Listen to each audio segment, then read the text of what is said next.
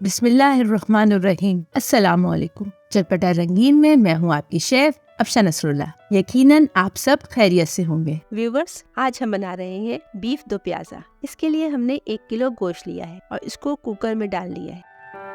साथ डाले हैं 2 अदद बड़े साइज के प्याज मोटे कटे हुए, 3 अदद टमाटर मोटे कटे हुए, 3 से 4 बड़ी वाली हरी मिर्चें, 6-7 लहसुन के जोए, 1 इंच का टुकड़ा अदरक का बारीक कटा हुआ। अब डालेंगे ड्राई मसाले जिनमें है नमक 1 टेबलस्पून, लाल मिर्च 1 टीस्पून, धनिया पाउडर 1 टेबलस्पून, हल्दी पाउडर 1/4 टेबलस्पून, सफेद जीरा 1.5 टेबलस्पून, 2 छोटी इलायची, 1 बड़ी इलायची, 10-12 काली मिर्चें, 1 टुकड़ा दालचीनी का, 2 बादियान के फूल, 6-7 लौंगे। फिर डाला है कुकिंग ऑयल 4 टेबलस्पून। फिर डालेंगे 1 गिलास पानी और कुकर को बंद करके 20 मिनट के लिए पकने के लिए रख देंगे।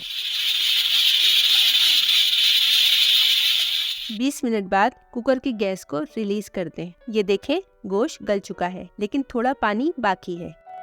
अब इसमें डालें 1 टीस्पून गरम मसाला और 1/2 टीस्पून काली मिर्चें और भूनते हुए पानी खुश्क कर लें। अब इसका तड़का तैयार करते हैं। इसके लिए पतीली में 1/2 कप कुकिंग ऑयल डालें और इसको गर्म होने दें। फिर डालें सफेद जीरा 1 टेबलस्पून। जब जीरा कड़कड़ा जाए तो इसमें शामिल करें 6-7 गोल वाली लाल मिर्चें और 1 अदद तेजपात। इसमें शामिल करें 3 दरमियाने साइज के प्याज लच्छे में कटे हुए। इसको थोड़ी देर सौते करना है। तड़का तैयार है। अब उसे सालन पर डाल दें। वैसे मैं सालन को इसमें डाल रही हूँ क्योंकि मुझे कुकर खाली करना है। इसे चंद मिनट प्याज के साथ भून लें और बस चूल्हा बंद कर दें।